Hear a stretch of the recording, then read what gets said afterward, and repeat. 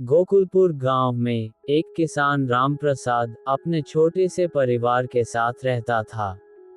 उसका जीवन बड़ा साधारण था। एक टूटी फूटी झोपड़ी, दो बैल, आधा बीघा खेत और पत्नी सावित्री के साथ दो बच्चे, सीमा और मोहन। राम प्रसाद मेहनती था, लेकिन किस्मत कभी उसके साथ नहीं रही। बरसात समय पर नहीं होती, कभी सूखा पड़ता तो कभी बाढ़। ऊपर से साहूकार के कर्ज का बोझ उसकी पीठ को हमेशा झुका देता। गांव के बड़े बड़े जमींदारों के खेतों में लहलहाती फसलें देखकर भी वह यही सोचता कि मेहनत उसकी कम नहीं, बस किस्मत ही रूठी है।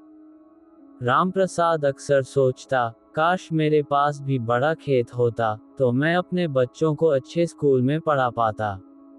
उन्हें भी वही तकलीफें ना झेलनी पड़ती जो मैंने झेली हैं। उसे अपने बचपन के दिन याद आते जब उसने कभी पेट भर खाना नहीं खाया। पिता की मौत जल्दी हो गई थी और माँ ने मजदूरी करके उसे बड़ा किया। इसलिए वह चाहता था कि उसके बच्चे पढ़ लिख कर कुछ बड़ा करें, लेकिन गरीबी उसके सपनों के रास्ते में दीवार बनकर खड़ी थी। उस साल गांव में बारिश बिल्कुल नहीं हुई। कुएं सूख गए, नहरों में पानी नहीं था। छोटे किसानों की फसलें सूखकर भूसे जैसी हो गईं।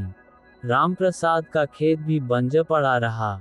बीज डालने के लिए उसने जो साहूकार से पैसे उधार लिए थे, अब उन्हें चुकाने की कोई उम्मीद नहीं बची थी। साहूकार हर हफ्ते उसके घर आता और कहता, राम प्रसाद, अगर पैसे नहीं दिए तो तेरी जमीन नीलाम करवा दूंगा। फिर तेरे पास झोपड़ी के अलावा कुछ नहीं बचेगा। साहूकार की बातें सुनकर सावित्री रो पड़ती और बच्चे सहम जाते। लेकिन रामप्रसाद चुपचाप आकाश की ओर देखता और सोचता, हे भगवान, आखिर गरीब पर ही इतनी मार क्यों? एक दिन उसका बेटा मोहन बोला, बाबा, हमारी फसल क्यों नहीं उगी? क्या हमने सही से बीज नहीं डाले?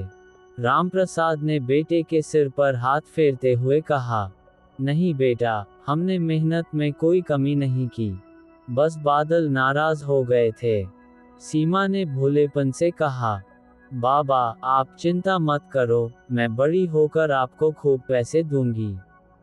तब हम अपने खेत में ट्रैक्टर चलवाएंगे। बच्चों की बातें सुनकर रामप्रसाद की आंखें नम हो गईं। उसके लिए यही शब्द सबसे बड़ी ताकत थे। गांव के पास ही एक शहर में किसान सहायता शिविर लगा।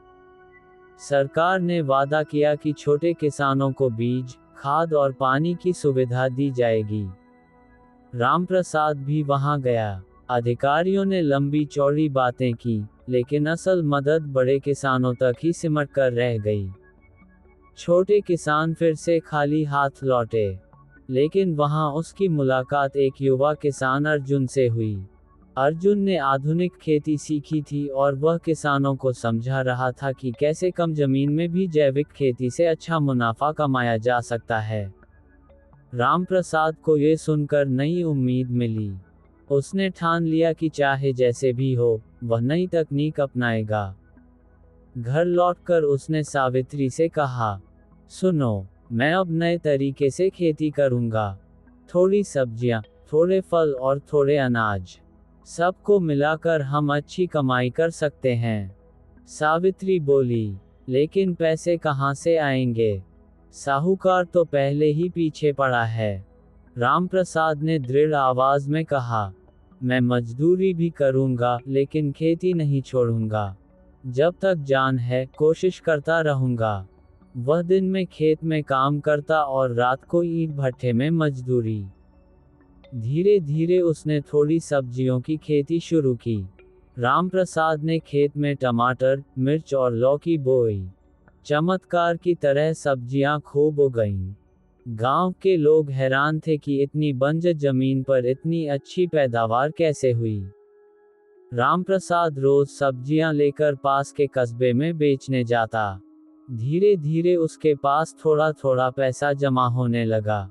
उसने सबसे पहले साहूकार का कर्ज चुकाया। साहूकार बड़बड़ाते हुए बोला, ये गरीब किसान भी कभी जीत सकता है क्या? लेकिन सच ये था कि रामप्रसाद ने जीत की पहली सीढ़ी चढ़ ली थी। अब उसके पास इतना पैसा हो गया कि वह मोहन और सीमा को स्कूल भेज सके। दोनों बच्चे पढ़ाई में तेज थे। शिक्षक भी कहते, रामप्रसाद, तुम्हारे बच्चे बहुत होनहार हैं। इन्हें पढ़ने दो, ये जरूर कुछ बड़ा करेंगे। बच्चों को स्कूल जाते देख रामप्रसाद को ऐसा लगता मानो उसका अपना सपना सच हो रहा हो। उसने ठान लिया था कि चाहे जैसे भी हो, अब बच्चों की पढ़ाई बीच में नहीं रुकेगी। धीरे धीरे रामप्रसाद की खेती गांव में मिसाल बन गई। लोग उससे सीखने आने लगे।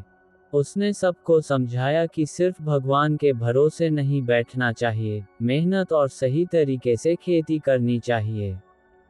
गांव के अन्य किसानों ने भी जैविक खेती शुरू की और उनकी हालत सुधरने लगी। गांव के प्रधान ने एक दिन सभा में कहा, हमारे गांव का सबसे मेहनती और ईमानदार किसान रामप्रसाद है। इसी ने हमें दिखाया कि गरीबी से लड़कर कैसे जीता जा सकता है। समय बीतता गया। अब रामप्रसाद के पास छोटा सा घर, 2 गायें और थोड़ा बड़ा खेत भी हो गया था। उसकी सब्जियां शहर तक जाने लगीं। बच्चे भी बड़े होकर अच्छे स्कूल में पढ़ने लगे। एक दिन सीमा ने आकर कहा, बाबा, मुझे डॉक्टर बनना है। मोहन बोला, और मैं इंजीनियर बनूंगा। रामप्रसाद ने गर्व से दोनों को गले लगा लिया। उसने सोचा, मेहनत कभी बेकार नहीं जाती। जिसने मिट्टी से दोस्ती की, उसके सपने भी हरे भरे होकर खिलते हैं। गरीब किसान रामप्रसाद की यह कहानी बताती है कि कठिनाइयां चाहे कितनी भी बड़ी क्यों न हो, अगर इंसान मेहनत, हिम्मत और विश्वास से आगे बढ़े तो हालात बदल सकते हैं। गरीबी, सूखा, कर्ज सब उसके रास्ते में आए, लेकिन उसने हार नहीं मानी। उसकी मेहनत ने न सिर्फ उसका जीवन बदला बल्कि पूरे गांव को भी राह दिखाई।